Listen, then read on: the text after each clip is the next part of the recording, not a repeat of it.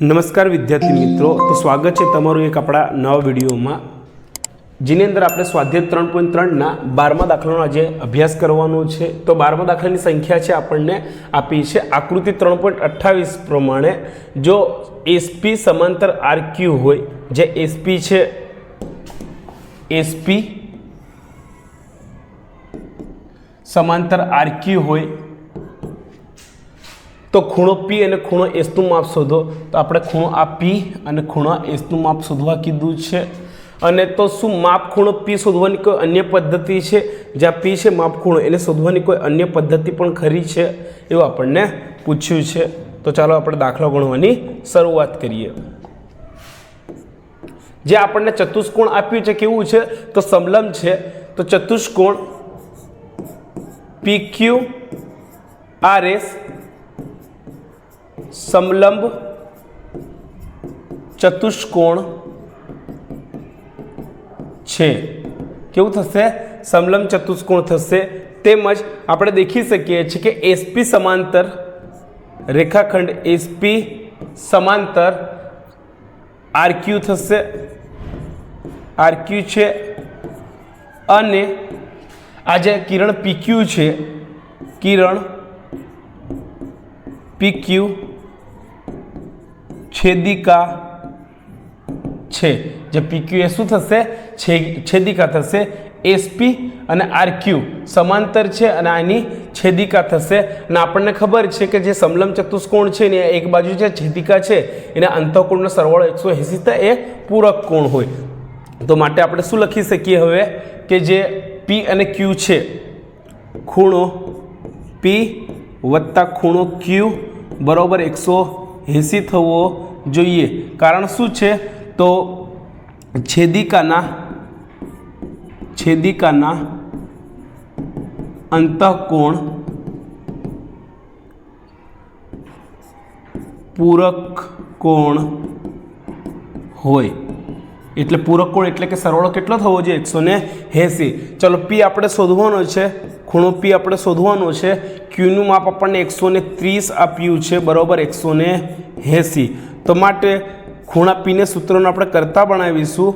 તો 180 આ 30, 130 પેલી બાજુ જશે તો માઇનસ થશે, બરાબર 13 ને 5 18। માટે ખૂણો P બરાબર કેટલો મળશે આપણને? 50 ડિગ્રીનો મળશે।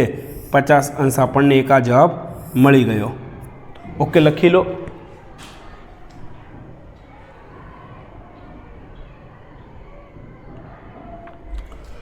ઓકે વિદ્યાર્થી મિત્રો, ત્યારબાદ આપણને ખૂણો S શોધવા આપણને કીધો છે, બરાબર। પરંતુ આપણે અહીંયા દેખી શકીએ છીએ કે આકૃતિમાં જે R છે, અહીંયા શું બને છે? આ કાટકોણ બને છે, બરાબર। એટલે આ કેટલું થશે? કાટખૂણો બને છે 90 ડિગ્રીનો થશે। તો જુઓ, આ 90 ડિગ્રીનો થશે। આપણને ખબર છે પાસેના ખૂણાઓનો સરવાળો કેટલો થાય? 180 થશે આ સમલંબ ચતુષ્કોણમાં એક બાજુના, બરાબર। આ તો 90નો છે। ચાલો તો આપણે કિંમત મૂકીશું। ખૂણો S વત્તા ખૂણો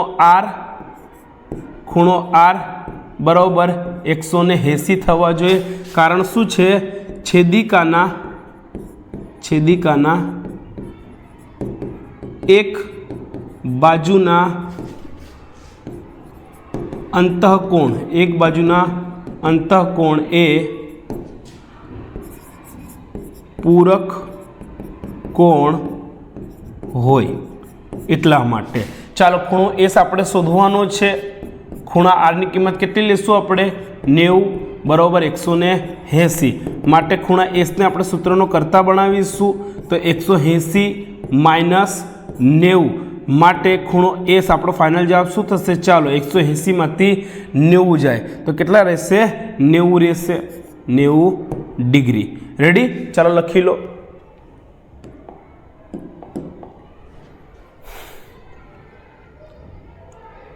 તો જો વિદ્યાર્થી મિત્રો, આપણને શું પૂછ્યું હતું? ખૂણો P કેટલાનો મળ્યો? ખૂણો P 50નો મળ્યો। અને ખૂણો S કેટલાનો મળ્યો? તો એ 90નો મળ્યો। ખૂણો S પણ કેટલાનો મળ્યો? 90નો મળ્યો। રેડી? તો જુઓ, આપણને બીજું શું પૂછ્યું છે કે આને શોધો અને અન્ય કોઈ પદ્ધતિ છે? તો અન્ય પદ્ધતિ પણ છે। તો એને આપણે આ પ્રમાણે લખી શકીએ। જવાબ શું આવશે? અન્ય પદ્ધતિ છે શોધવાની? હા, અન્ય પદ્ધતિ શું છે? તો શું લખશું આપણે? હા, ચતુષ્કોણના બધા જ ખૂણાઓનો સરવાળો બરાબર 360 થાય। માટે આપણને અહીંયા શું આપ્યું છે? કેટલા ખૂણા આપ્યા છે? કયા કયા નામ આપ્યા છે? PQRS। તો માટે શું લખી શકીએ આપણે? માટે ખૂણો P વત્તા ખૂણો Q વત્તા ખૂણો R વત્તા ખૂણો S, ખૂણો S બરાબર, ખૂણો Q, ખૂણો R અને ખૂણો S, એ બધાનો સરવાળો કેટલો થવો જોઈએ? 360 થવો જોઈએ। તો જુઓ, આ બધાનો સરવાળો 360 થાય છે। તો હા, અને આપણે કયા ખૂણા માટે કીધું છે? P ખૂણા માટે કીધું છે કે ખૂણો P શોધવાની કોઈ અન્ય રીત છે ખરી? બરાબર, તો આ તો દેખો 90, 90 ને 130, ખૂણો P આપણે શોધવાનો છે। આ આપણને 90 નો આપ્યો છે, આ બી 90 છે। રેડી? ચાલો, 90, 90 અને 130 નો આપ્યો છે S ખૂણો બરોબર 360। તો માટે ખૂણો P બરાબર, ખૂણો P ને આપણે સૂત્રનો કરતા બનાવવાનો છે। અહીંયા 360 આવશે। ચાલો, આનો સરવાળો કરીશું આપણે। 9 દુ 18, 19 20 21 ને 10, 310 થશે। આ 310 બરાબર 360 માટે ખૂણો P બરાબર 360 માઇનસ 310। તો માટે ખૂણો P બરાબર કેટલાનો મળશે? આપણને 50 નો મળશે। રેડી? અહીંયા આપણને ખૂણો P કેટલાનો મળ્યો? તો જો 50 નો મળ્યો। તો આ અન્ય પદ્ધતિથી આપણે શોધીએ તો ખૂણો P 50 નો મળ્યો। કે વિદ્યાર્થી મિત્રો લખી લો।